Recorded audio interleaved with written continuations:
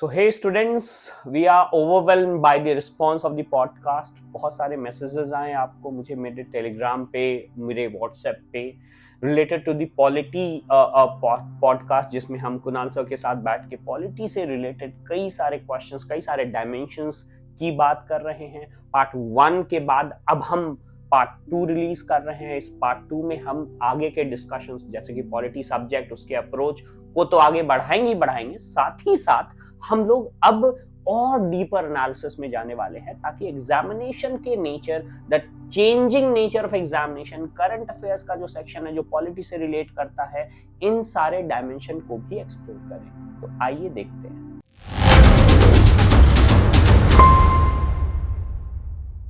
चलिए सर, वापस से हम लोग आते हैं और अब हम बात करना चाह रहे हैं सर स्टूडेंट्स के कुछ प्रॉब्लम्स के बारे में। सर एक बहुत इंपॉर्टेंट प्रॉब्लम ये है कि मैं यहाँ पे पॉलिटी और अदर सब्जेक्ट और इन जनरल भी बात कर रहा हूँ।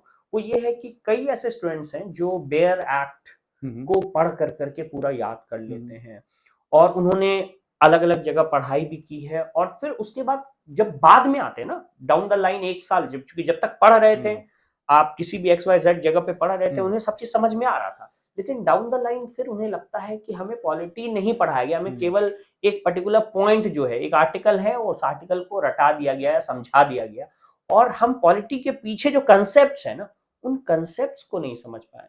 जैसे वो ये जानते हैं कि प्रियम्बल में किन किन चीजों को किन किन अमेंडमेंट के साथ लाया गया, ये उनको पता है, लेकिन अगर उनसे हम ये पूछे कि सोवर्निटी किसको कहते हैं, या अगर हम secularism, the Indian brand of secularism या जो यूरोपियन ब्रांड ऑफ सेकुलरिज्म, ये कहाँ डिफरेंस है, ये उन्हें नहीं पता है। सर ये कैसे पता चले? Are you asking about only prelims, BPSC prelims? BPSC prelims as well as mains sir. आप integrate interview को भी आप पूछ रहे हैं। हाँ। पहले इस क्वेश्चन को आंसर देने से पहले मैं एक चीज भूल गया था, मैं बता दूं। यूपीएससी में डिफिनेशन भी पूछता है, आपने आई थिंक बोला भी था, जैसे लिबर्टी को लेकर उन्होंने पूछा था। Well, come on the point sir. मैं आपको बताना चाहता हूं कि जब आप बीपीएससी की तैयारी कर रहे हैं पॉलिटी का, तो आप इंटीग्रेटेड लेके चलिए। आप प्रॉब्लम क्या है कि अगर आप, सबसे पहले तो मैं कहता हूं कि आपको बीपीएससी ने दिया क्या है। कमीशन ने आपको दो ही चीज दी है, सिलेबस और पीवाईक्यू। बाकी सर मार्केट में तुक्का है सर। आप ये दो चीज को बढ़िया से कर लीजिए। इनफैक्ट आपको सिलेबस अच्छे से याद होना चाहिए, आपके माइंड में होना चाहिए, ठीक है। दूसरी चीज ये है कि आपको पीवाईक्यू पे एक स्ट्रांग पकड़ होनी चाहिए आपकी। देन आफ्टर आप किसी दूसरे बुक के बारे में सोचिए। यहाँ पर बीपीएससी की तैयारी के लिए एनसीईआरटी को पढ़ना जरूर नहीं है, जो 11th-12th क्लास की, न जाने बच्चे क्यों पढ़ते हैं। मैं कहता हूँ कि आप अगर बुक डिसाइड करना है ना, कुछ नहीं करो, आप पीवाईक्यू देख लो। लक्ष्मीकांत अभी भी ठीक है, अगर 10 क्वेश्चन आ रहा है, 15 क्वेश्चन आ रहा है, तो 13 तो आएगा उसमें से, फिक्स है, 13 क्वेश्चन आएगा वहां से।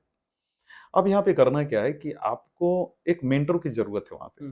बिना मेंटर के चंद्रगुप्त मौर्य भी किंग नहीं बन पाया था। चाणक्य की जरूरत थी, अर्जुन भी कुछ नहीं कर पाए थे, क्योंकि भगवान कृष्ण ने वहां पे एक मेंटर का रोल। एग्जाम का नेचर बहुत टेक्निकल है, आपको मेंटरशिप चाहिए, बहुत चाहिए।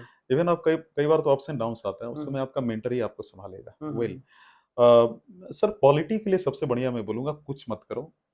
ये दोनों सिलेबस और पीवाईक्यू देखने के बाद पॉलिटी का कोई भी घटिया सा किताब उठा लो मार्केट से, घटिया सा। I am not talking about the Laxmikanth and all, कोई भी घटिया सा उठा लो, बट पीवाईक्यू के पैरेलल चलो और उसी किताब से पढ़ो।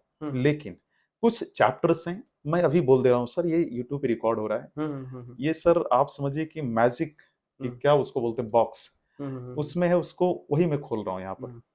आप गिन चुनकर 15 से 17 चैप्टर्स कर लो, यहीं से क्वेश्चन आएगा। बिहार के लिए इट्स वेरी इंपॉर्टेंट कि आप फिर से वही जो चैप्टर मैंने रिपीट किया था यूपीएससी के लिए, यहाँ पर आप पढ़िए। लेकिन यहाँ पर उन चैप्टर्स के अलावा एक और चैप्टर ऐड हो जाता है, पॉलिटिकल पार्टीज। और साथ ही साथ आप यहाँ पे ये भी समझे कि जो नेशनल लेवल पे जो पार्टीज रूल की हैं, स्टेट लेवल पे जो पार्टी रूल की हैं, तो हो सकता है आपसे पूछ ले कि इस पार्टी के टाइमलाइन में क्या डेवलपमेंट हुआ। साथ ही साथ आपसे हो सकता है किसी लीडर को पकड़ ले, आपको बोले कि लालू यादव के पहले क्या स्थिति थी, इसके बाद क्या स्थिति। जैसे इंदिरा गांधी को पकड़ के पूछ सकता नेशनल लेवल पे उनके पहले किस तरीके का पॉलिटिकल या फिर इंक्लूसिव डेवलपमेंट रहा, पॉलिटिकल कंडीशन था, अभी क्या है। लेकिन ड्रॉ अ लाइन, एक आपका टाइम खींच देंगे और बोलेंगे इससे पहले क्या हुआ था, इसके बाद क्या हुआ था। एक चीज हो गया सर। एक चीज और बताना चाह रहा हूं, क्योंकि हम लोगों ने यूपीएससी के प्रीलिम्स के लिए स्पेसिफिकली बात किया, बीपीएससी के लिए हम लोग तीनों इंटरव्यू, मेंस और प्रीलिम्स के लिए बात कर रहे हैं। सर इन सभी चैप्टर्स को पढ़ने के साथ साथ इन सभी चैप्टर के बिहार से भी लिंक करके आप पढ़ लें, क्योंकि मेंस में टोटल 7 क्वेश्चन आ रहा है बीपीएससी में, जिसमें 3 क्वेश्चन 8 मार्क्स का है, 2 क्वेश्चन 7 मार्क्स का है, बाकी 2 क्वेश्चन 38 मार्क्स का है, जिसमें 2 क्वेश्चन फिक्स है कि वो पूछेंगे ही बिहार से लिंक करके। जैसे हो सकता है सेंटर स्टेट रिलेशन से पूछ लें सेंटर स्टेट कि रिलेशंस सेंटर स्टेट रिलेशन के गवर्नरशिप इंस्टेंस में, पे हाँ, कई बार क्वेश्चंस आए कई बार हैं। तो देखिए यहाँ पर कहीं पे अगर बड़ी इंटरेस्टिंग बात बता रहा हूँ कि बीपीएससी ने कहीं क्लैरिफाई नहीं किया है कि भाई ये क्या क्या पूछेंगे। उन्होंने सिर्फ एक ही टर्म लिखा, इंडियन पॉलिटी, वो ट्रेंड और के एक, साथ हाँ, एक चलते दो हैं वर्ड खास उन्होंने तौर लिख दिया पॉलिटिकल पार्टीज हाँ वगैरह हाँ मेंस में। तो ये बहुत डेंजरस लाइन है ये। इंडियन पॉलिटी मतलब बहुत सारी चीजें हैं। तो मेरा ये कहना है कि आप पहले तो पीवाईक्यू देख लीजिए। आप अगर इन सभी चैप्टर जो मैंने यूपीएससी के इंस्टेंस में कहा था, अगर आप यहाँ पे पढ़ लेते हैं तो बीपीएससी के प्रीलिम्स में आप अच्छे से परफॉर्म कर पाएंगे, पहली बात। दूसरा कि अगर मैं मेंस की बात कर लूं, गिना चुना चैप्टर है सर। बेसिक स्ट्रक्चर अमेंडमेंट कर लो, centre state relation, president. In fact आपसे काफी कंट्रोवर्शियल क्वेश्चन पूछ सकते हैं, जैसे बीपीएससी यूपीएससी ने पूछा था, बीपीएससी भी कर सकती है। Do you think president is the rubber stamp? ऐसा पूछ सकते हैं।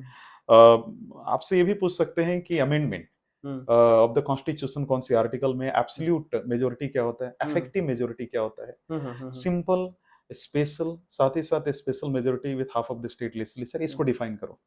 या सेकुलरीज में एक शॉर्ट नोट्स लिखो, डायनामिक सेकुलरीज में लिखो। इनफैक्ट पूछा है बीपीएससी ने, आपसे पूछ सकते हैं कि भाई प्रीएम्बल पे एक शॉर्ट नोट्स लिखो।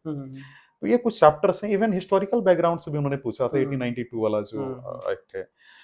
इसके बाद sir fundamental right, it's very important. हो सकता है आपसे पूछ ले कि आर्टिकल 21 के बारे में एक शॉर्ट नोट लिखो। तो ये नॉलेज होना चाहिए। इवन जब आप पॉलिटी का आंसर लिख रहे हो तो आपके पास केसेस का नॉलेज होना चाहिए, जैसे ओल्गा टेलिस केस, चमेली सिंह केस, कुछ कुछ तो वैल्यू एडिशन होना चाहिए आपके पास। अगर आप डेप्थ में पढ़ रहे हैं ना, तो अभी मैं बोलूंगा जो बच्चा 71st को टारगेट कर रहा है, डेटा को कंपाइल मतलब बटोरने में लगे रहे, क्योंकि आपके पास फुर्सत नहीं मिलेगा। अभी मैं सर अभी मीटिंग कर रहा था, 70 बीपीएससी मेंस के कई बच्चे मेंस दे रहे हैं। तो उन बच्चों का एक ही इशू था कि सर याद नहीं हो रहा है। मेरे साथ जनरली सर मैं आपको बताऊं, बीपीएससी मेंस में जितने बच्चे इस बार 20,000 अराउंड बच्चे अपीयर होने जा रहे हैं सर, अगर आप ही को मेंस देना होता तो आपकी कंपटीशन उन 19,999 स्टूडेंट से नहीं है आपका। आपका कंपटीशन मात्र 5 बच्चों से है। एकदम और एग्जैक्टली वो 5 जानते हैं कौन कौन है? एक तो आप हो गए, 4 में से एक है जो बीपीएससी ऑलरेडी क्वालिफाइड कर लिया है, क्वालिफाइड है, वो एसटीएम डीएसपी के लिए यानी अच्छी रैंक के लिए एग्जामिनेशन दे रहा है। दूसरा है सर एक ऐसा स्टूडेंट जो यूपीएससी में एग्जाम निकाला था, खराब रैंक मिला, आईडीएस है ना, दैनिक्स मिला, तो वो इधर आना चाह रहा है अपने स्टेट में। थर्ड है सर जो बहुत लंबे समय से यूपीएससी बीपीएससी एग्जाम दे रहा है, नहीं निकला है या फिर किसी स्टेज तक पहुंच गया है, वो भी आ रहा है। और फोर्थ आपके टीचर हो गए। और टीचर इन चारों को हल्के मत लीजिए, ये आपको कट्टर टक्कर देंगे और इनके पास आपसे ज्यादा नॉलेज है, डेप्थ नॉलेज है। और याद रखिएगा आप नॉर्मल नॉलेज के साथ जाएंगे। जैसे अगर आप प्रीएम्बल से क्वेश्चन है, इंट्रोडक्शन बॉडी कंक्लूजन आप करेंगे, लिखेंगे वही से स्ट्रक्चर में आप लिखेंगे, तो इंट्रोडक्शन में आप प्रीएम्बल में ये नहीं लिख सकते हैं कि भाई इतने 13 दिसंबर 1946 को ऑब्जेक्टिव रिजोल्यूशन जवाहरलाल नेहरू ने पास किया दिया। जो objective resolution it was kind of address, वो गाइड कर रहे थे कि तुम्हें करना क्या है कॉन्स्टिट्यूएंट असेंबली को, और उसी चीज को पास कर लिया गया था ऑब्जेक्टिव रिजोल्यूशन के तौर पे 22 जनवरी को, है ना। लेकिन अगर आपको प्रीएम्बल से रिलेटेड अगर कोई क्वेश्चन को आपको आंसर करना है इंट्रोडक्शन में, तो आप सबसे बेटर है कि इन सभी नॉर्मल पॉइंट्स को ना लिखकर आप यूनाइटेड स्टेट ऑफ अमेरिका 1776 में इंडिपेंडेंस, ब्रिटेन से उसको आजादी मिली थी 4 जुलाई 1776 को। मैं ये चाहता हूं कि आप वहां पे मेंशन करें इंट्रोडक्शन में, जब आप प्रीएम्बल की क्वेश्चन लिख रहे हो, कि governor Morris a politician from the United state, उसने वहां का प्रीएम्बल बनाया और उससे हम इंस्पायर होकर अपने देश का हमने रेडी किया। अगर आप फंडामेंटल राइट्स को लिखना चाह रहे हैं, भाई बिल ऑफ राइट्स के बारे में लिखिए, है ना, यूनाइटेड स्टेट का। उससे भी पहले चले जाइए मैग्ना कार्टा, वो सब आप वहां पे डालिए। विंडसोर में लागू हुआ था, वहां पे एक सिटी, एक एरिया है ब्रिटेन में। ये सब सारी चीजें जब आप डालोगे ना, तो लिटरली बता रहा हूँ दूसरे बच्चों के मुकाबले आपके आंसर में ज्यादा कंटेंट, एक एक्स फैक्टर आपके आंसर में आएगा, और ऑब्वियसली फिर वो आंसर थोड़ा कैची हो जाता है। तो जो चेक कर रहा है ना, अगर उसके पॉइंट ऑफ व्यू से भी देखे, तो उसको जो मोनोटोनी दिख रही है, एक ही सवाल है, ज्यादातर बच्चे उसी सवाल का आंसर कर रहे हैं, वो एक ही तरह के आंसर्स पढ़ रहा है, तो उसे मजा नहीं आता। एक और चीज मैं बोलना चाहूंगा सर, बिहार में न जाने मैं सभी बच्चों को रिक्वेस्ट भी करना चाहूंगा कि प्लीज आप प्रीलिम्स के पहले मेंस रेडी कर लीजिए, नहीं तो आपकी जो हालत होगी मेरे प्यारे बच्चों, बहुत ही सर ज्यादा आप अभी रोगे। अभी दिख रही है, अभी जो एग्जैक्टली 20,000 बच्चे निकले हैं सब सब सर, मेरे मैं मीटिंग कर रहा हूँ। पैनिक सिचुएशन में है सर। अभी मैं बता रहा हूँ, मैं हम्म, ऐसे की क्लासेस अभी आज ही मैंने 50वां ऐसे अपना कंप्लीट करा, हम्म, और मतलब अभी लास्ट एक हफ्ते में मेरे हम्म, पास कम से कम सर नहीं तो 20 से ज्यादा कॉल्स आए हैं कि सर हम्म, हम ऐसे कुछ नहीं किया है।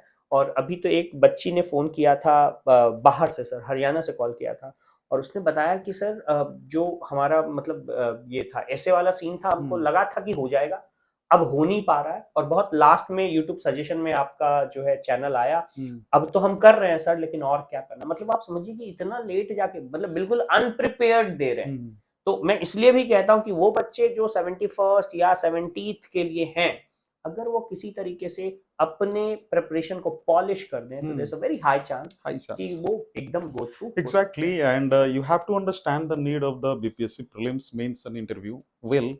Uh, इनफैक्ट मैं एक चीज और ऐड करना चाहूंगा, जब आप आंसर लिख रहे हो, मैं सब बड़ा हैरान रहता हूँ कि जब आप कॉपी चेक करा रहे हो किसी आप एक्सपीरियंस्ड फैकल्टी से कराओ, या फिर जो क्वालिफाइड है, जो आपको डेप्थ में पढ़ा रहा है। जैसे आपके पास जो ज्योग्राफी का जो नॉलेज है सर, मैं पर्सनली एडमायर करता हूँ उस चीज को। Thank you Bihar sir. में तो सर इतना किसी को नॉलेज नहीं है। अब देखिए, फेमस होना that's a different thing. Famous जो टीचर हैं वो समझिए कि जितने भी बच्चे एग्जाम दे रहे हैं उसमें से 10 to 15% बच्चे रियल सीरियस हैं, वो आपको लाइक कर रहे हैं। और जो भी टीचर्स, ये बुराई मैं किसी का नहीं कर रहा हूँ, बट जो टीचर अगर फेमस है तो जनरली 80 to 85% जो जनता सीरियस नहीं है वो कर रही है। लेकिन हाँ, कुछ रेयर फैकल्टीज हैं जिनको सही में लिटरली बहुत नॉलेज है, जिनको ऑथेंटिक जनता सभी लोग सपोर्ट कर रही है। ये कंट्रोवर्शियल नहीं है, बट इसको आप हाँ, समझने का इन प्रयास जनरल, इन कीजिएगा। जनरल। यहाँ पे एक चीज और बोलना चाह रहा हूँ सर, कि जब आप आंसर लिख रहे हो, चार चीजों पे ध्यान दो आप। ये बहुत सारे बच्चे गलती करते हैं सर। इतना समझ जाइए कि बीपीएससी अपनी आंसर राइटिंग में वो यूपीएससी को फॉलो कर रही है। पहले तो वर्ड डिसाइड नहीं है कितने वर्ड्स में लिखना है। मैं यही कहूंगा, कुछ मत करो, यूपीएससी को फॉलो कर रहा है बीपीएससी। यूपीएससी में 10 to 15 मार्कर क्वेश्चन आता था, अभी 10 to 12.5 मार्कर्स क्वेश्चन आ रही है। अब इसमें क्या है ना कि 10 मार्कर है तो 150 वर्ड्स में, 150 वर्ड्स के 12.5 है हिसाब तो 250 वर्ड्स में। If you say. Will divide, then you will find कि अराउंड एक मार्क्स में 15 वर्ड्स आ रही है। यानी 12.5 वाला से कर लोगे तो अराउंड 12 to 15 वर्ड्स। तो यही सेम हमें पॉलिसी यहाँ पे अपनाना है। यानी 7 मार्कर है तो अराउंड 95 to 105 वर्ड्स में लिखो।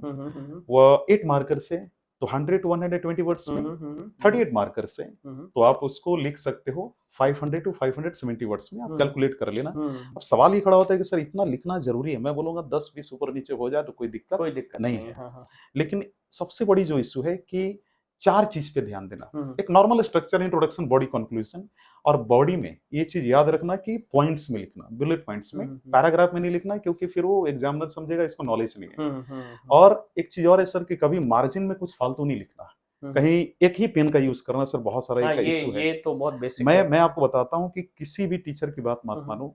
आप एक बार नोटिफिकेशन पढ़ लो, उसमें बीपीएससी ने, इवन यूपीएससी ने भी क्लैरिफाई किया है, एक पेन। सर पेन चेंज नहीं कर सकते, और मैंने बच्चों को क्लास में कई बार बताया हुआ है कि अगर ऐसा चांस हो गया कि आपको पेन चेंज करना पड़ गया, तो आपको वहाँ जो बेसिकली लोग अब अवेलेबल है उनसे परमिशन लेना पड़ता है, वो पेन की एंट्री करानी पड़ती है, क्योंकि कई बार नहीं, अगर आपका सेम बेसिकली अगर पेन है, इसलिए मैं कई बार कहता हूँ कि जिस पेन को आप यूज कर रहे हो प्रिपरेशन के दौरान, एग्जैक्टली एक पेन को अपना फेवरेट बना लो। अब आप रेनॉल्ड्स यूज कर रहे हो, सेलो यूज कर रहे हो, और उसी पेन को यूज करो। मैं तो जानता हूँ सर, मैं बताऊँ, जब हम लोग तैयारी करते थे तो सबसे फेवरेट पेन था, वो आती है 5 रुपए वाले, भी 10 रुपीज की हो गई है, लिंक लाइजर ऐसा कुछ हाँ, नाम है लिंक उसका। लेसर। हाँ, एग्जैक्टली।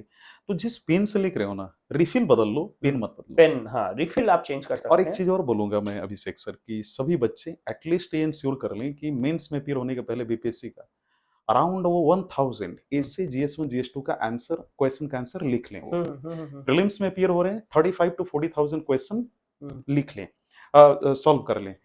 मैं आपसे एक रिक्वेस्ट करूंगा कि यूपीएससी के लिए एक बार थोड़ा सा पीवाईक्यू का नोट्स मेकिंग से रिलेटेड क्वेश्चन पूछ लीजिएगा। बीपीएससी के लिए भी मैं कह रहा हूं कि आप अगर तैयारी कर रहे हो तो आप सबसे पहला ये करो कि पिछले 10 ईयर की एमसीक्यू को एनालाइज करो, जो पीवाईक्यू आया हुआ है बीपीएससी का। उसमें 150 क्वेश्चंस हैं, एवरी ईयर आ रहा है। आप उसमें कई साल तो 5 ऑप्शन लिया है, 4 ऑप्शन, मैं एवरेज 4 मान के चल रहा हूँ। आप चारों ऑप्शन में से उन 150 क्वेश्चन में से पहले तो मैथ और करंट अफेयर के क्वेश्चन को छांट दो। अराउंड मुझे लगता है कि 110 यानी 110 क्वेश्चन बचेगा। उस 110 क्वेश्चन यानी एवरी ईयर 110 क्वेश्चन में 4 ऑप्शन, अब मल्टीप्लाई कर लो 440, तो ऐसे आप पिछले 10 ईयर चले जाओ 4440। इन सभी आपके पास टॉपिक कितना है 4440, सभी का नोट्स बना लो। बुक का नोट्स बनाओगे देयर इज नो गारंटी कि आएगा कि नहीं आएगा, बट पीवाईक्यू का नोट्स बना रहे हो। ये रामबाण बताया आपने, ठीक है, ये रामबाण है। अगर आप थोड़ा टाइम टेकिंग है सर, टाइम टेकिंग है, बट ये अभी भी, जैसे मैं लास्ट टाइम में कुछ बच्चों को सजेस्ट करा हूं कि जो आप प्रीवियस क्वेश्चन देख रहे हैं उसके जो अभी मैं बेसिकली जिनके पास बहुत कम समय है, मैं केवल 3 साल के कह रहा हूँ कि जो आपने 68, 69 और जो 70th वाले जो प्रीलिम्स वाले सेक्शन से जो क्वेश्चंस आए, इनफैक्ट प्रीलिम्स और मेंस में there is a very great similarity. अगर आप वो वाला सेक्शन कर लेते हो जो 71st का तैयारी कर रहे हैं उनके लिए, तो आपको बहुत एक जो है एक बहुत स्ट्रॉन्ग बेस मिल जाएगा प्रिपरेशन करने के लिए। सर ये चीज ना आप जब भी नोट्स बनाए इसमें भी ध्यान रखना है। कई बारी तो जब आप 110 क्वेश्चंस हैं एवरी ईयर जो बच रहा है सब्सट्रैक्ट करने के बाद, उसमें भी 10-15 क्वेश्चन ऐसे होंगे जो आपको मालूम है, उसका क्यों नोट्स बनाओगे? मान लो 100 बच गए, आपके लिए और इजी हो गया कि 4000 टॉपिक सब बचे, उन सभी का गूगल करो और आप ये देखो कि अगर आपने देखा है कि सारी क्वेश्चन आपने टॉपिक देख लिया तो आपको तो आइडिया लग गया होगा कि भाई कौन से क्वेश्चन में या कोई टॉपिक में देख रहा हूँ उसमें से क्या पूछ सकता है। तो गूगल पे मारो, जैसे अगर बिहार के एक चीफ मिनिस्टर के बारे में क्वेश्चन आया था कि कौन पहले चीफ मिनिस्टर थे, श्री कृष्ण सिंह जी के बारे में मारो, उनके बारे में ढूंढो गूगल में, तो ये देखो कि उन्होंने कौन ऑर्गेनाइजेशन बनाई, कौन से मोमेंट में पार्टिसिपेट की, इसका शॉर्ट नोट्स और सिर्फ एक लाइन में अपनी जो आपको समझ में आए शॉर्ट कीवर्ड में लिखो, स्टेटमेंट नहीं लिखना है, एकदम शॉर्ट में कि आप exactly. आराम से रिवाइज कर सको। हाँ, जैसे मान लीजिए एक पेज है, उस पेज में जैसे 2 डायमेंशन होती है एक पेज में, तो एक पेज में आप ऊपर का जो 2-3 लाइन का जो एरिया है ना, उसमें आप एक क्वेश्चन में चारों ऑप्शन का नोट्स आपका हो जाना चाहिए, सो दैट कि अगर आप सबको ज्यादा आप स्पेस देंगे तो ऐसे 4-5 कॉपी हो जाएगी। बल्कि नोट्स नहीं बनाना चाहिए। इनफैक्ट कल ही मेरे यूट्यूब चैनल पे आया है नोट्स बनाए या जलाए, ये टॉपिक के साथ, और ये इसीलिए मैंने बताया कि सर अभी लास्ट टाइम में मैं देख रहा हूँ मेंस के लिए बच्चों ने बल्कि नोट्स कुछ मार्केट से भी खरीद लिया, इतना नोट्स ले लिया वो डाइजेस्ट नहीं। अब है सर एक चीज और बोलूंगा, जो आप नोट्स बना रहे हैं बीपीएससी का 69 का इवन 70 का, you will amaze that around 45 to 50 question सीधे टकराया है। आप नोट्स तो बनाओ पहले, आप मेहनत नहीं करना चाहोगे, आप अगर क्वेश्चन का नोट्स बनाओगे ना 8 घंटा 8 आवर to 9 आवर लगेगा आपका। आप खुद से बनाइए, प्रीलिम्स का नोट्स किसी फैकल्टी किसी कोचिंग का मत लो, आप खुद को आप एक तरीके से बर्बाद कर रहे हो। आप उसका नोट्स खुद बनाओ, क्योंकि क्या होगा ना कि अगर आप नोट्स लोगे, अगला बंदा जो नोट्स बनाया है वो कॉमन बच्चों को मानकर चल रहा है, हो सकता है उसने जो चीज लिखी है वो चीज आपको मालूम और जो चीज उसने छोड़ा है ये सोच करके बच्चों को मालूम होगा, आपको मालूम नहीं है। तो किसी का नोट्स नहीं लेना चाहिए, प्रीलिम्स का, मेंस के ले लो, प्रीलिम्स का मत लो। नोट मेकिंग सर एक बड़ा मतलब इसको मुझे नहीं लगता कैसे, जैसे बिल्कुल ये एक पूजा की तरह है, जैसे पूजा की पद्धति है। जब आप पूजा कर रहे हैं, जब आप ईश्वर से बेसिकली एक संबंध स्थापित कर रहे हैं, तो वो एक बहुत ही पर्सनल सॉर्ट ऑफ ये हो जाता है। और मुझे लगता है कि उस पर्सनलनेस में आप कोई मतलब बाहर से इंस्ट्रक्शन नहीं ले सकते हैं, वो बिल्कुल एक व्यक्तिगत मामला हो जाता है, जैसे एक प्रेमी और प्रेमिका के बीच का मामला है सर, एग्जैक्टली यही एक बहुत ही व्यक्तिगत है। इस इमोशंस को कोई और नहीं समझ सकता, प्रेमी और प्रेमिका के बीच में जो प्रेम पत्र होता है सर, उतना ही वैल्यूएबल है नोट्स, मुझे लगता है सर। क्योंकि उसमें जो बातें कही गई है ना, कई बार आप देखेंगे कई चिट्ठियां, पुराने समय में चिट्ठियां लिखी रहती थी। मैं बच्चों को समझाता हूँ कि सबसे बेस्ट, कई बार मैं ये भी कहता हूँ कि बच्चे कभी भी जो है आंसर राइटिंग नहीं करते, और जीवन में अगर उन्होंने कभी आंसर राइटिंग किया, 10th में आप आंसर राइटिंग नहीं करते सर, 10th में करते क्या हो, आप एनसीईआरटी छापते हो, 12th में एनसीईआरटी छापते हो, ग्रेजुएशन में आपको सर ने जो नोट्स दे दिया, बिहार में तो एटम बम और गाइड, अलका गाइड पेपर और कई तरह के गाइड पेपर चलते हैं, लोग इसी से पढ़ करके निकाल लेते हैं। अगर ग्रेजुएशन में 15 क्वेश्चन पूछा जा रहा है, 20 क्वेश्चन तैयारी किया, 15 क्वेश्चन आ जाता है सर, इस तरह का सिचुएशन है बिहार में, जो कई यूनिवर्सिटीज में इस तरह से पढ़ाई हो रहा है। तो बंदे ने कभी आंसर लिखा नहीं, कब लिखा है, कभी उसने किसी प्रेमिका को अपना प्रेम पत्र लिखा है। आजकल के बच्चे तो वो उतना भी मेहनत नहीं करते सर, गूगल कर लेते। तो भाई कम से कम जो है जब आप अपने आप को एक्सप्रेस कर रहे हो ना, हम्म, वो एक्सप्रेशन है आपका नोट्स। तो नोट्स। जो नोट्स हम्म, आप लिख रहे हो, ये किसी किताब से कॉपी नहीं होना चाहिए, ये किसी टीचर का डिक्टेशन नहीं होना। हम्म, डिक्टेशन हम लोग देते हैं, हम्म, डिक्टेशन इसलिए देते हैं ताकि आपके पास जब आप घर जाओ हम्म, रिवाइज करो तो आपके पास कुछ रहना चाहिए रहना पढ़ने चाहिए। के लिए। लेकिन ये कतई मतलब नहीं कि उसी को आप बैठ करके छाप रहे हो। एग्जैक्टली। तो नोट्स बहुत ही पर्सनल प्रोसेस होना हम्म, चाहिए, और तब इनफैक्ट नोट्स की क्वालिटी को देख करके आप जान सकते हैं कि हम्म, किसी स्टूडेंट ने कितनी मेहनत कितना की। बनी। तो सर हम लोग अब पॉडकास्ट के एंड की तरफ आ हम्म, रहे हैं, और एंड की तरफ हम लोग बात करना चाहते हैं अदर लेकिन देन। मैं रुकना चाहूंगा हाँ सर, सर प्लीज। उसमें जाने से पहले कुछ मुद्दे बता दूं कि हाँ। सेम चीज यूपीएससी प्रीलिम्स के लिए अगर आप करना चाहते हो लास्ट हम्म मिनट में, एटलीस्ट 2-3 साल का बना लो। हम्म एक चीज और कहना चाह रहा हूँ sir, if you will do this kind of work ना, I hmm no this is time taking, hmm but ultimately you will be able to understand the demand of the question, the hmm pattern of the question. Hmm Ultimately you are analyzing the PYQs, hmm the first thing. Last time पर ये चीज आपको बहुत help करेगा। अब थोड़ा सा मैं चाहता हूँ मेंस वाला बता दूं। कई बच्चों को मार्केट में नहीं मालूम है, जनता को भी ये नहीं नॉलेज है कि मेंस में आंसर में क्या क्या नीड है। सर 4 चीजें हैं, मैं इसको बोलता हूँ triple C L formula: concise, customize, compose and language. जब आप क्वेश्चन लिख रहे हो तो जो क्वेश्चन का डिमांड है, आई नो अभी आपका मेंस है 70 बीपीएससी मेंस, कई आपको लग रहा होगा यार क्या करे लास्ट टाइम पे, उन 4 लोगों से कैसे फाइट करे। कुछ मत करो, आप डिमांड पूरा कर दो। जैसे मान लीजिए मैं डीएम हूँ, और या फिर आप डीएम है, कोई और एसडीएम है आपके यहाँ पे, आपने बोला कि भाई ये बताओ तुम्हारे एरिया में क्या प्रॉब्लम है। अब उस बच्चे ने या फिर उस एसडीएम ने ये बोला कि सर जैसा कि हम जानते हैं हमारा स्टेट वाटर स्कैरसिटी वाला स्टेट है, और हमारा एरिया भी वाटर स्कैरसिटी का है। आप उसको बोलोगे ना कि भाई तू मुद्दे पे आ, ये मुझे मालूम है, टू द पॉइंट बात करना, क्यों क्या घुमा रहा प्रॉब्लम है ये बताओ एग्जैक्टली। एग्जैक्टली। तो क्योंकि समय नहीं है, एग्जामिनर इरिटेट हो जाता है इरेलीवेंट वर्ड्स को। आपके पास खूब नॉलेज है, कई बार होता है बच्चों के पास ज्यादा नॉलेज है, उसको सब डालना चाहते हैं। मत करो, ये एकेडमिक्स की एग्जामिनेशन नहीं है, ये कॉम्पिटिटिव एग्जामिनेशन है। जो नीड है उसको पूरा करो, आगे निकलो। पहली बात सर, 7 to 8 मार्कर वाले क्वेश्चन में बॉडी में 2-2 डायमेंशन होने चाहिए, 38 मार्कर वाले में 4 से 5 डायमेंशन होने चाहिए। Introduction, flow chart, body and conclusion, this is necessary. मैं 70 बीपीएससी मेंस के बच्चों के लिए और 71st के बीपीएससी के मेंस के बच्चों के लिए बोल रहा हूँ। एक चीज और बोलना चाह रहा हूँ sir, what is the meaning of concise? Concise मतलब टू द पॉइंट लिखो। What is the meaning of customise? This is presentation area. So आप फ्लो चार्ट बनाइए, फ्लो चार्ट भी अलग अलग प्रकार के होते हैं। इफ यू हैव 5 पार्ट से 5 क्लासिफिकेशन दिखाना है, आप रंगोली काइंड ऑफ बना सकते हो, आप ट्री डायग्राम बना सकते हो। Amoeba diagram is very common. In fact there is a video, मैं बोलूंगा यूट्यूब पे एक टॉपर की उन्होंने वीडियो है, आप भी बना दीजिएगा, मैं भी अपने सीआरएम आईएएस चैनल पे डाल दूंगा। The art of making diagram, it is very important sir. Suppose sir you have 1 minute, कितने वर्ड लिख लेंगे आप? 25 to 30 वर्ड, कितनी भी अच्छी स्पीड है, क्या 25 to 30 वर्ड्स लिखकर आप एक नंबर ला सकते हैं? बहुत लेस गारंटी है। लेकिन अगर आप फ्लो चार्ट बनाते हैं ना, वो 1 मिनट में आप बढ़िया बना लेंगे और आपको 1 नंबर दे देगा। ये चीज तो अंडरलाइन कीजिए कीवर्ड्स को। इसके बाद आपका आता है सर कंपोज, रीच कंटेंट डालिए। each and every line should be analytical। और एक लास्ट है sir language. If you are writing answer in the polity, you should use the political jargon. Suppose अगर कहीं लिखना है कि भाई fundamental right is mentioned in the part 3, क्या ये होगा, या फिर इंश्राइंड या इम्बॉडीड इन द पार्ट 3, क्या होगा? इंश्राइंड एंड इम्बॉडीड होगा। In fact there are many cases of the Supreme Court where Supreme Court decoded that, interpreted that कि use the word enshrined and embodied in despite of mentioned। Sir मैं वही कह रहा हूँ, polity में एक एक टर्म पे फोकस करना। और एक चीज और सर बताना चाहता हूँ सर, यूपीएससी प्रीलिम्स और बीपीएससी प्रीलिम्स में ना वो जमाना गया जब आपसे पूछा जाता था कि भाई एक क्वेश्चन है, 4 ऑप्शन है, इसमें 3 गलत एक सही है। बच्चे सर इंटेलेक्चुअल हो रहे हैं। 1947 का कभी यूपीएससी का सिविल सर्विसेज का क्वेश्चन देखिए, आप पाएंगे उस समय उन्होंने क्या पूछा, यूनाइटेड नेशन का full form. Britain would institution में कितनी बॉडीज आती है?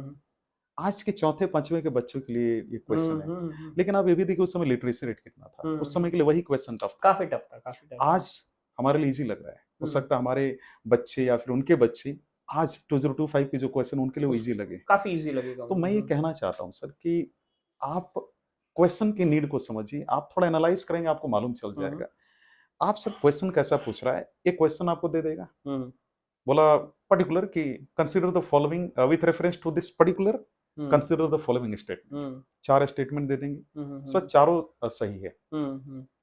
अब आपको उसमें बोलेगा चूज करने के लिए कि चूज द करेक्ट ऑप्शन, उसमें वो देंगे कि 1 1 2 1 2 3 या 1 2 3 4, और सर उसमें बोलेगा कि सही कौन है।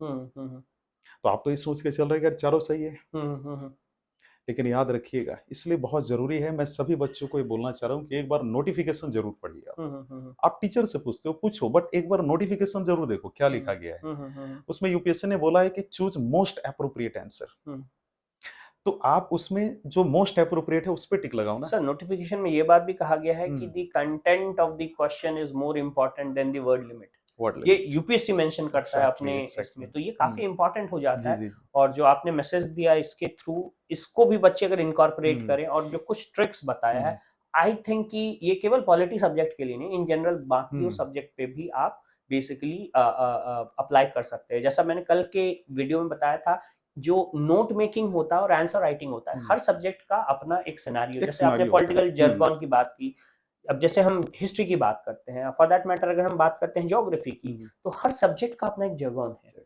आप अगर उसको यूज करते हो तो आपकी इनहैंसिबिलिटी बढ़ जाती है। जैसे इकोनॉमिक्स में अब है सर, इकोनॉमिक्स में कई बच्चे स्कोर नहीं कर पाते हैं। I will tell one thing about the economics, use data, use the data of economic survey in budget. Interestingly एक चीज और करना है, आप पाई चार्ट का उपयोग करो, फ्लो चार्ट, जब तक आप नहीं दिखाओगे, ये यूनिक बना देता है सर, आपके आंसर को यूनिक बनाता है। अब हम लोग ही जब पढ़ते हैं, अगर एक क्वेश्चन चेक कर रहे हैं और उसमें कोई फ्लो चार्ट या पाई चार्ट मिल जाता है, सबसे पहले नजर उस पे जाता है, और इससे पहले क्वेश्चन पढ़े जरा देख लेते कि अच्छा ये बता क्या रहा है, इसी तरह से चेक किया जाता है। और जब ये समझ गए ना, और फिर जब पढ़ते हैं और वो मामला वहां फिट होता है, तो समझो अच्छा आंसर लिखा है। तो ये काफी इंपॉर्टेंट हो जाता है सर टुवर्ड्स द एंड अब हम लोग आ गए हैं। अब हम लोग इन जनरल कुछ टॉपिक्स की बात करना चाहते हैं। प्रिपरेशन आज के समय में सर बच्चे बहुत ज़्यादा, मुझे भी मेंटरशिप के दौरान कई ऐसे बच्चे हैं जो कई कारणों से, अपने व्यक्तिगत कारणों से, और चूंकि एक उम्र के एक ऐसे पड़ाव पे भी रहते हैं कि कई सारी चीज़ें एक साथ चलती हैं, तो चाहे वो व्यक्तिगत कारण हो, चाहे वो फैमिली के प्रेशर्स हों, चाहे अगर लड़कियां हैं तो ज़्यादातर शादी के प्रेशर्स होती हैं, इन कारण से प्रभावित बहुत ज्यादा हो जाते हैं, और उन कारण से वो अपना 100% दे नहीं पाते हैं। क्या किया जा सकता है और किस तरीके से वो, जिसको हम कह सकते हैं कि डिसिप्लिन रहे। मोटिवेशन तो सर मैं इसके भी खिलाफ हूँ, लेकिन फिर वो डिसिप्लिन कैसे मेंटेन कर सकते हैं? सर पहले तो ये कि आप जब पढ़ाई करें, तो जैसे कल आपको पढ़ना है, तो आज आपकी रूटीन रेडी होनी चाहिए। आपको 1 महीने में क्या करना है, आने वाले 3 महीने में क्या करना है, पूरी 2 साल की जो जर्नी है, 1 साल, आप उसमें क्या करें, वो आपकी एक रोड मैप रेडी होना चाहिए। दूसरा है कि सोशल मीडिया से दूरी बना लो। आज के समय में सबसे बड़ा, अगर किसी को सर बदला लेना हो ना, आप उसको फोन खरीद दीजिए, उसका इंटरनेट रिचार्ज करा दीजिए, बर्बाद हो गया। बस। आप इंटेलेक्चुअल बनो, आप कंट्रोल हो रहे हो सोशल मीडिया के द्वारा, तो आप डिस्ट्रैक्शन से फ्री रहो। 0.1% भी डिस्ट्रैक्शन नहीं रहना चाहिए। आप जितना इजी समझ रहे हो ना, रूम में बैठ कर के हम तैयारी कर रहे हैं, आप यहाँ सो रहे हो ना, वहां कोई दिल्ली में टेस्ट सीरीज या कोई बच्चा टेस्ट सीरीज लगा रहा है, पहली बात। दूसरा कि सर बहुत सारी हिंड्रेंसेस है, कैसे डील करें। सर मेरा ये कहना है कि पहले तो ये देखो कि अगर आप फाइनेंशियल इंडिपेंडेंट हो तो ठीक है, but if you are married, तो अपने हस्बैंड या अपनी स्पाउस को, उनसे बहुत स्ट्रांग रिलेशन रखो, कि ताकि वो आपको सपोर्ट करे, दुनिया खिलाफ हो लेकिन वो आपके सपोर्ट में। और अगर आप शादीशुदा नहीं है, बैचलर है, तो अपनी मम्मी पापा को खुश रखो। और अगर गर्लफ्रेंड है तो, गर्लफ्रेंड या बॉयफ्रेंड है, मैं ज्यादातर देखो बच्चे आपके लिए ही मैं बात कर रहा हूँ। हाँ। अगर सर गर्लफ्रेंड या बॉयफ्रेंड है, मैं बोलूंगा सर ये गलत नहीं है, ये सर एज का है, होना भी चाहिए। बट मेरा ये कहना है कि इसमें 2 चीज देखनी है, कि अगर आपको उस रिलेशन से काफी टॉक्सिसिटी फील हो रही है, कि आपको कहीं ना कहीं आपके करियर में पहुंचने में रुकावट डाल रही है वो गर्लफ्रेंड या बॉयफ्रेंड, तो उनसे आप साइड हो जाओ। ये बहुत हार्श रियलिटी बोल रहा हूँ, साइड हो जाओ, क्योंकि एक समय के बाद आपको ये लग रहा है प्यार ही सब कुछ है। उस एज में हम लोग भी थे, लगता था प्यार ही सब कुछ है। एक बार 30 क्रॉस हो जाने दो, लगेगा करियर ही सब कुछ है। तो मैं यही कहूंगा कि सर अगर लव करना है तो गॉड से करो, मम्मी पापा से करो, करियर से करो, क्योंकि इससे लव करोगे ना तो करियर तुम्हें क्या दिलाएगा, तुम्हारी गर्लफ्रेंड या बॉयफ्रेंड दिलाएगा, पहली बात। तो अभी अगर टॉक्सिसिटी फील हो रहा है तो थोड़ा सा अलग हो जाओ, और अगर अच्छी रिलेशन है आपकी, पार्टनर काफी सपोर्टिव है या सपोर्टिव है, तो ऐसी स्थिति में आप उनको भी कहिए तुम भी पढ़ाई करो, हम भी करें, जब हो जाएगा तो शादी कर लेंगे। एक म्यूचुअल विश्वास तो रखना होगा ना, इफ यू हैव लव तो आप ट्रस्ट कीजिए। एक चीज और यहाँ पे कहना चाहूंगा सर, कि आप कोशिश कीजिए कि गलत चीज़ों में भी ना पड़े आप, अगर आप तैयारी कर रहे हैं तो। क्योंकि यूपीएससी एक पोसेसिव लवर है, BPSC is a possessive lover, वो आपको किसी और के साथ देख नहीं सकता है। अगर आपने यूपीएससी, बीपीएससी को चीट किया, तो आपको कहीं का नहीं छोड़ेगा कहीं वो। का नहीं छोड़ेगा। मैंने देखा है सर, मेरे जो फ्रेंड्स इस चक्कर में रहे, उनका एग्ज़ाम नहीं निकला। आज मैं जहाँ भी हूँ सर, हम लोग तो इस चक्कर में कभी पड़े ही नहीं।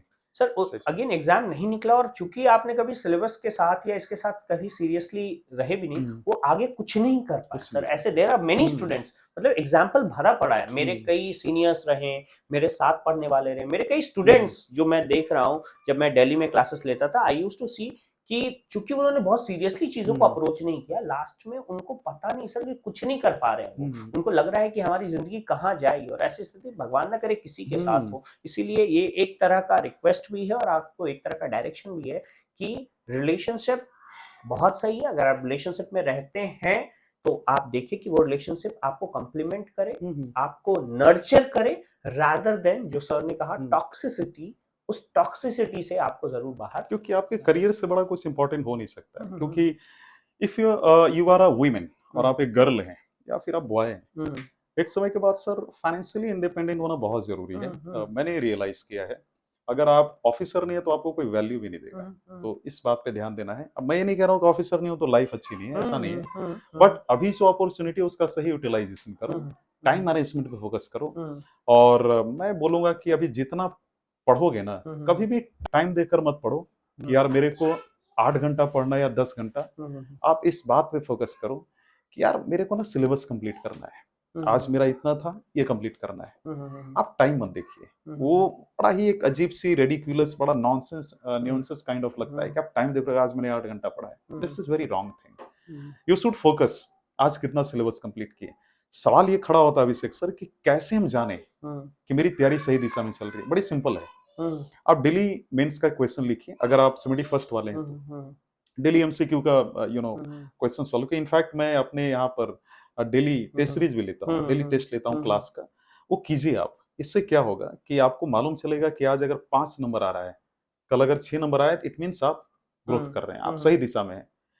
और अगर मान लो 2 दिन बाद भी आ रहा है तो आप सही दिशा में बढ़ रहे हो। लेकिन अगर घट रहा है, मार्क्स रिड्यूस हो रहा है, तो कहीं ना कहीं आप डाउनफॉल में इससे दो फायदा, अपने आप को आप ट्रैक भी कर रहे हैं and you are keeping yourself on heels. आप अपने आप को हमेशा टेस्ट कर करके आप देख रहे हैं कि हर रोज में क्या इजाफा हो रहा है, और यही छोटे छोटे स्टेप्स आगे चल करके आपको बहुत आगे एक अलग डिफरेंट सिनेरियो में पहुंचाते हैं। एक लास्ट बोलूंगा, इसके बाद इन पे हम लोग चलेंगे। कैसे याद करें फैक्ट्स को?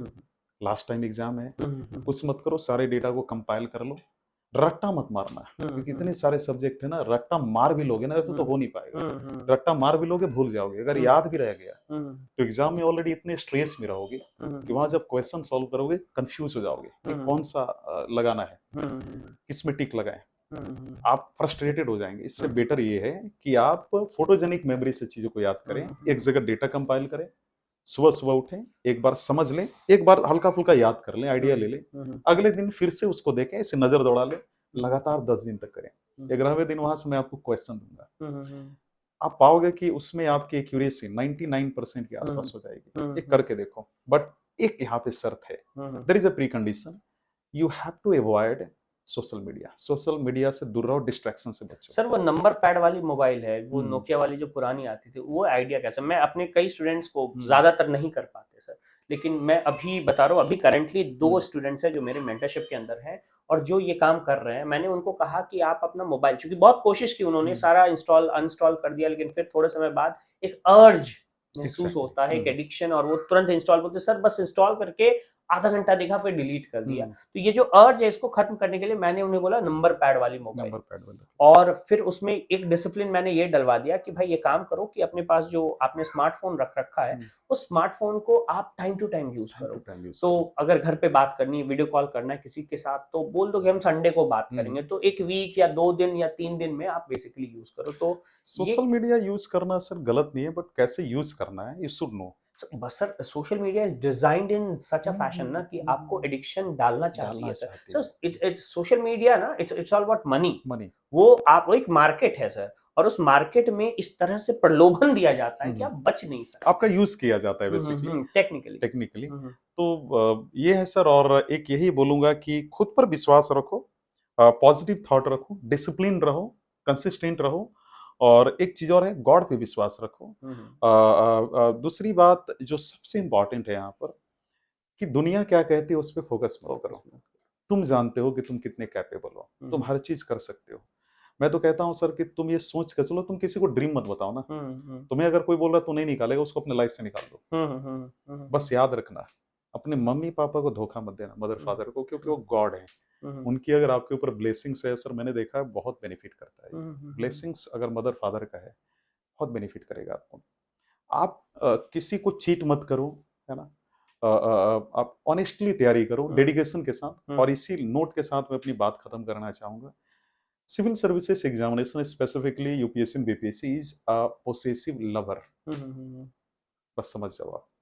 तो भैया देखो, उधर भी गलती नहीं होनी चाहिए, चीटिंग नहीं होनी चाहिए, और यहाँ तो चीटिंग नहीं होनी चाहिए, बिकॉज वहाँ जिंदगी के कुछ महीने दाव पे हैं। जैसा मैंने कई बार कहा है, जो सच्चा प्यार होता है मिलना बड़ा मुश्किल है, लेकिन यूपीएससी एक ऐसी मोहब्बत है कि अगर हो गई तो जिंदगी सवार देती है।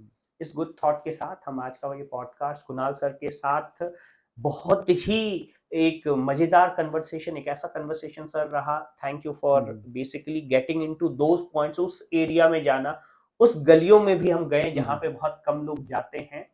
और सर का सियाराम आईएएस का एक चैनल है, वहाँ पे मैं हाँ यूपीएससी मेंटरशिप भी देता हूँ। हाँ, UPSC political mentorship science sir optional देते है। हैं और पॉलिटिकल साइंस ऑप्शनल्स भी सर देखते हैं। मैं चाहूंगा कि आप लोग जरूर एक बार सर के चैनल को विजिट करें।